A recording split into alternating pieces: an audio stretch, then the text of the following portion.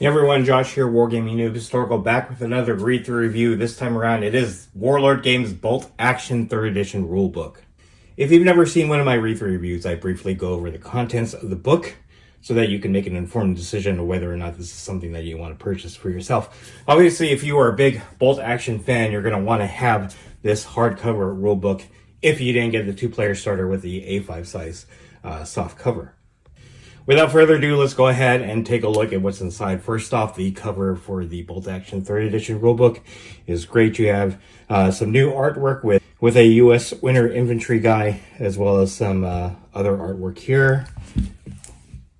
On the back, you have a German infantry soldier. Looks like Africa Corps. And then let's go inside. So, there's the artwork for the Germans. The contents of the book, you start off with an introduction to the game, and then a war game and history. Basically all phases of the war. You'll end up at basic supplies, conventions of war, the unit types, and then a breakdown of the turn sequence, orders which are very important to the Bolt Action game system. You'll have movement, shooting, weapons, close quarters. Then we move on to the headquarters, which will be unit special rules, artillery, vehicles, building rules. So next up, you'll have arranging a game, Bolt Action, just how to set up a game. You'll have options for rolling for victory conditions, deployment zone, deployment type, and the start of the game. You'll also have story scenarios, and then the main meat and potatoes for the book are the force selections. So you'll have, in this particular book, the most generic selectors for each of the major nations for the game. You'll have your army lists here. These aren't as detailed as what are coming out of the Armies of book. Last week I did the Armies of Germany book, so that'll have more of an in-depth look at the units that are available. Again, because this is the rule book, you'll only have the most generic units and selectors available. They are coming up with the rest of the Armies of books throughout the year. So look at that. Common transport vehicles, then you have optional rules, and then guidelines. For larger games, you'll have a rule summary, templates and tokens, the credits, and the index. So let's start flipping through. Again, you have your introduction here. Just gives you some background on the war, some great looking maps.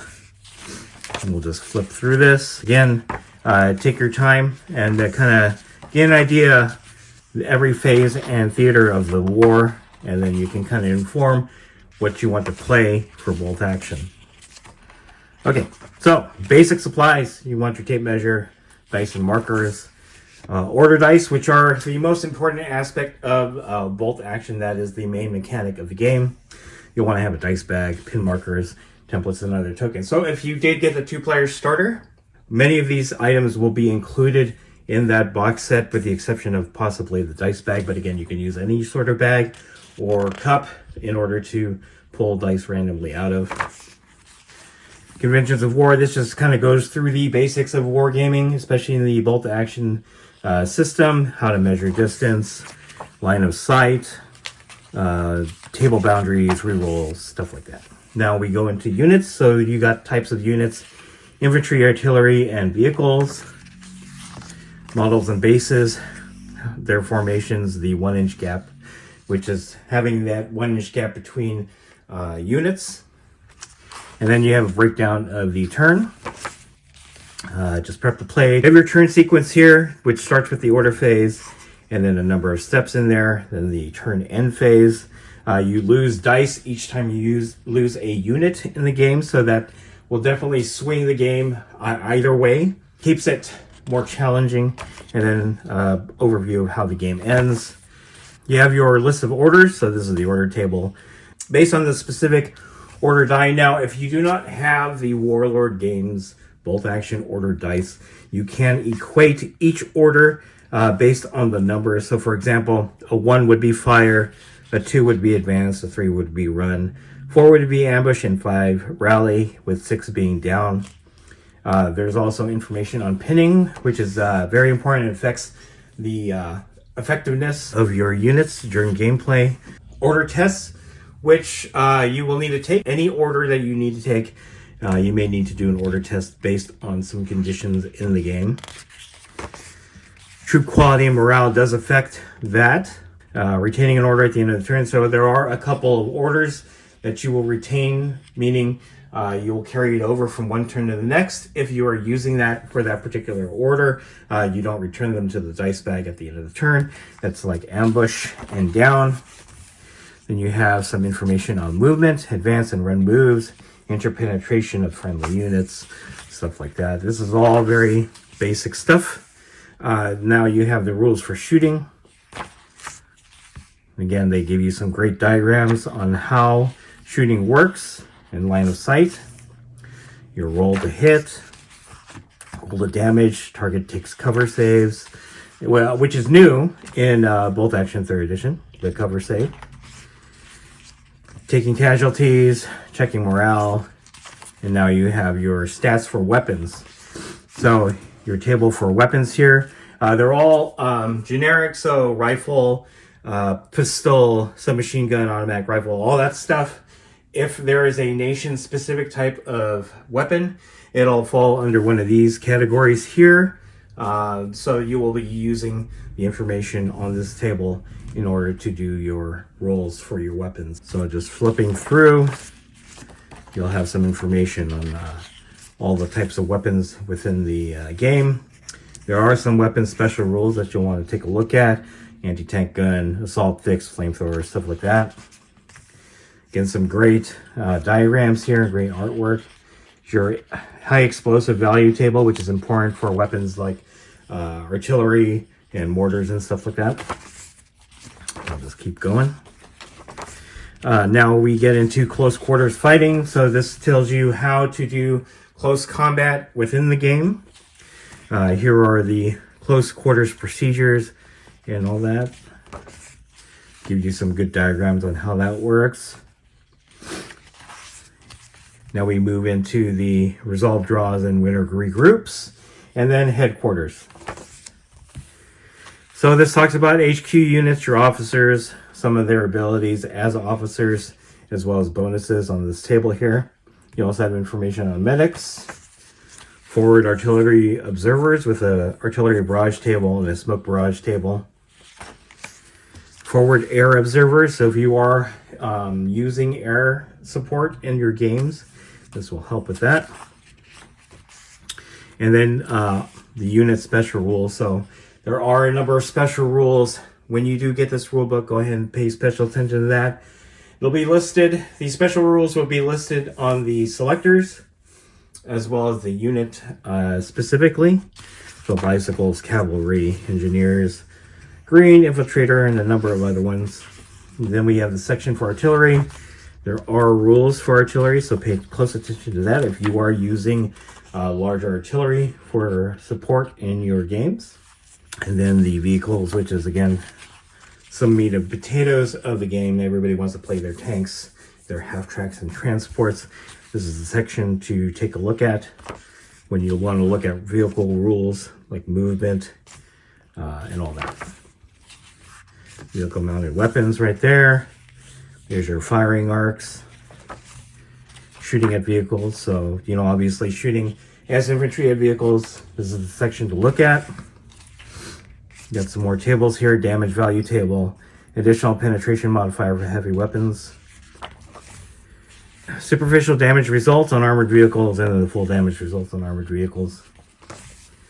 Tank assaulting infantry and artillery rules. Tank assaulting other vehicles. Infantry assaulting vehicles. Transport vehicles. All that information here. Vehicle special rules such as amphibious, medical vehicle, one-man turret, etc. Go ahead and take a look at that when you get a chance.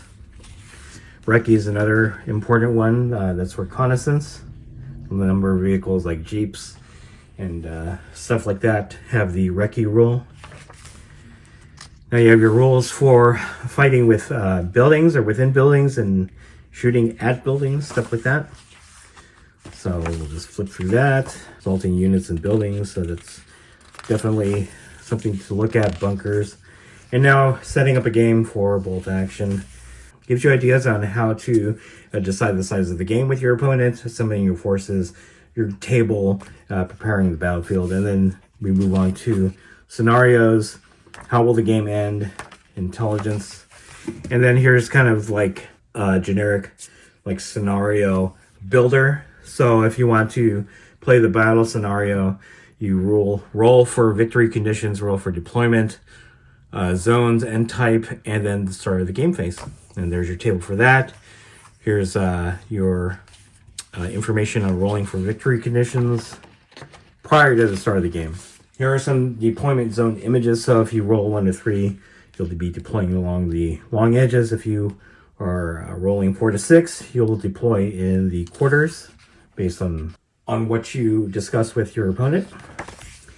Then you roll for your deployment type. So 1 to 3, meeting engagement, 4 to 5, prepared positions, 6, fog of war, and then all the information on what all of that means. Some great artwork of Airborne here. There are rules here for reserves, building scenarios. Then you have some extra rules for starting of the game, like infiltrators, other at the start of the game rules, and collect all order die, all that. So we move on to story scenarios. Again, you have a table to roll. You have choices: rolling 1 for envelopment, 2 for manhunt, 3 for point defense, 4 for land grab, 5 surrounded, and 6 players roll off if the winner chooses a scenario from those above. You have a preparatory bombardment table right there. And then more detailed information on the story scenarios. For selection, so that's a big one for the game. These are your most generic selectors for each nation in the book. The more specific selectors will be available in the Armies of book. If you watched my Armies of Germany video from last week, that has all the specific selectors for the Armies of Germany. The next one coming up will be the Armies of the US, and then more of the major nations will release during the course of the year. So, at its most basic is the platoon. Here is a force structure. You do have a choice on which core platoon you're going to use, whether it's rifle, heavy weapons, engineering, artillery, armored, or recce, and kind of all the information on that. Here's a breakdown of the rifle platoon, heavy weapons platoon, the engineer and artillery platoons, your armored platoon, which has all the vehicles and tanks, recce, which is the scouting or reconnaissance platoon. And then they give you sample armies. This is the German Blitzkrieg force. And then you have the Russian God of War force, British Defenders of Arnhem. And so these sample forces are a great way to get into the game real quick. If you wanted to build something up very similar, you can take a look at these forces. So the army lists. This will give you the most basic units available for each major nation in the game. Again, the Armies book goes more in depth with nation-specific units and selectors. So this will just give you enough to get started. So if you're just starting off, getting the rule book will give you an idea of what you need to just get started playing. You have a number of national rules. Now, in the Armies of Germany book, there are more than just 3. So my thinking is that for the armies of United States and all the other nations, will have more than just 3. But because this is the basic rule book, they'll give you 3 of the most important ones. So for Germany, Blitzkrieg, Initiative, Training, and Hitler's Buzzsaw, which is one of the most powerful national rules in the game. You have your most generic units available, so you can just get started building. I'm just going to blow through these. Again, if you have played Bolt Action before version 3 and you have many of these vehicles that aren't listed in the main rulebook, they'll be available in the Armies of Germany or United States, stuff like that. So here's the US. You have a couple special rules here: fire maneuver, gyro stabilizers, air superiority, modern communications. Again, the most generic units that are available to get you started in the game. Then there's Great Britain. They do have quite a few here. Artillery support, national characteristics. So obviously with Great Britain, They had many nations fighting under the British flag, not only Great Britain, but the Commonwealth.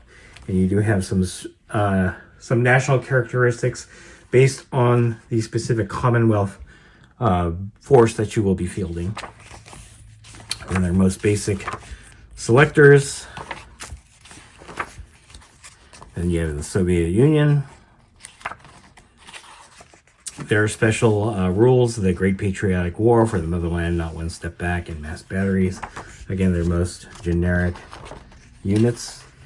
Imperial Japan, so they have 3: Death Before Dishonor, Banzai Charge, and Show Your Loyalty. And then obviously their units. Common transport vehicles, truck, horse-drawn limber, field ambulance, wheeled artillery tractor. And then we get to the section for optional rules, which add a little bit more flavor to your games. Air landing reinforcements. For example, there's a big section on that. Amphibious assaults, city fighting, desert warfare, dug in, foxholes, trenches, and gun pits, fortifications, minefields. A lot of fun stuff here. Hidden deployment, night fighting, weather, and then mud, monsoon season. And then you have guidelines for playing larger games of bolt action. What happens if you don't have enough order dice, multiplayer games, transport units, and then very large tables, multiple activations with a single die. And then we have the rule summary, which gives you a very concise location to find all the main rules for the game. So, templates, if you don't have them, you can print them out, cut them out, and then we have the credits. So, all right, that is the main rule book for Bolt Action 3rd edition.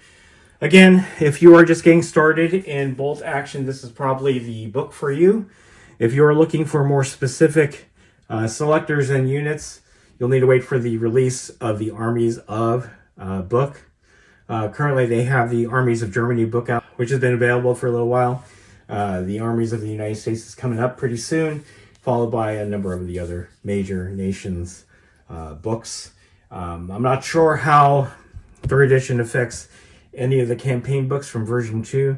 You may be able to use them. Modify the rules to reflect the 3rd edition of Bolt Action. In any case, a definite must-have if you are getting into Bolt Action or are upgrading from the 2nd edition to the current edition. Again, this is the hardcover. The softcover was included in the latest 2-player starter, so if you already have that, you won't need this, but the hardcover is always nice. Again, it has all the rules for the game, has the most generic selectors for each of the major nations, and the most basic units that you can use to field an army for those. You'll have the ability to play just a battle scenario with some modifications, as well as rolling for story scenarios. Again, the most basic and generic of all of them. So, in any case, if you are a Bolt Action player, upgrading to this or the A5 soft rulebook is necessary for you to play Bolt Action in 3rd edition. Anyway, if you like this video, go ahead and click like. If you haven't subscribed to the channel, I appreciate it if you would. Click the bell notification icon to get notified of all new read-through reviews coming out of the channel, and click the link in the description below to join our Discord server.